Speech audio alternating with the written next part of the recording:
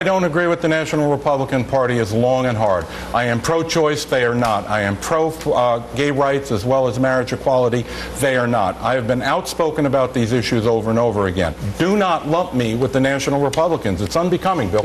It's unbecoming. That was Republican candidate for New York City Mayor Joe Lhota, not just running but sprinting away from being identified with the National Republican Party. You heard him. It's unbecoming to call a man a Republican, he said. Well, Republicans have blindly followed Cruz, their supreme commander, as he sends them out on a kamikaze mission. He's become the folk hero of the far right, laying the foundation for his own presidential run as his party, humiliated in this bruising defeat, burns. Joining me right now is the Washington Post, Jonathan Capehart, and contributing editor for U.S. News and World Report, Susan Milligan. Susan, I want to hear your fresh thoughts on this, which is, why would you ride or chase after this Pied Piper when it's clear he was making a demand of the president that the president could never meet, ever, and still be able to be president, knowing he would face defeat, knowing it would follow weeks and weeks of government shutdown, and right on the edge of a possible national economic humiliation? He knew it would end this way. It had to. Or is he dumb?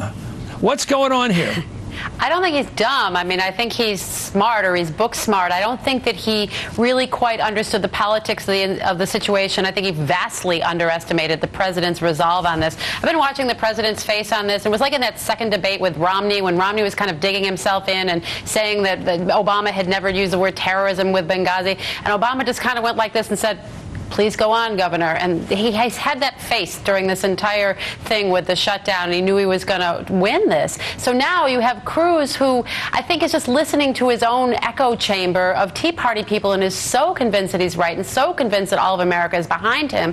And he's not only damaged any chance that he had for run for president, but he's done damage to the party nationally. He's damaged the chances that they have to take the Senate back. For the third election cycle in a row, they had a good chance of taking the Senate back, and now that doesn't look so good. And I think he's also damaged Speaker Boehner in all of this, and weakened Speaker Boehner even within his own party. So it'll be interesting to see how much more they distance themselves. What a perfect villain. Anyway, Cruz stepped off the Senate floor earlier today to speak to reporters, and he took a parting shot, for now at least, at the Affordable Care Act. That's all he's going after.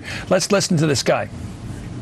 My focus is, I think, where the American people's focus is, which is what are we doing to provide real relief to the people who are hurting because of Obamacare? And unfortunately, today, the answer is the United States Senate and the Washington establishment is doing nothing to provide relief for the millions of people who are hurting because of Obamacare. You know, Jonathan, there's so much of Ackerman in the movie Advising Consent, so much of Joe McCarthy in the way he points the fingers, threatens people, goes after Hagel, accuses him of taking money from the North Koreans, and now he goes around in that sort of, what's the right word, crusade. Now, these things historically don't last long. Demagogues don't last long in the United States Senate. Usually 4 years for McCarthy. That was a long run. How long is this Roman candle of a demagogue going to burn, do you think? Your thoughts, Jonathan?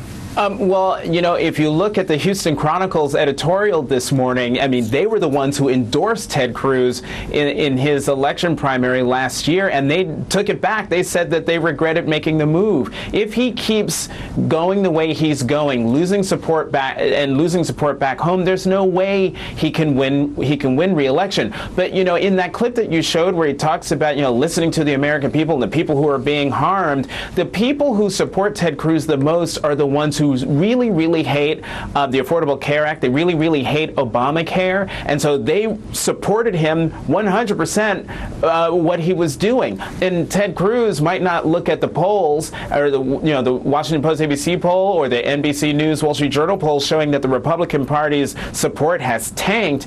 But all he has to do is look at his fundraising and see that his numbers are through the roof. And for him, that's all that seems to matter. Well, to me, it's not about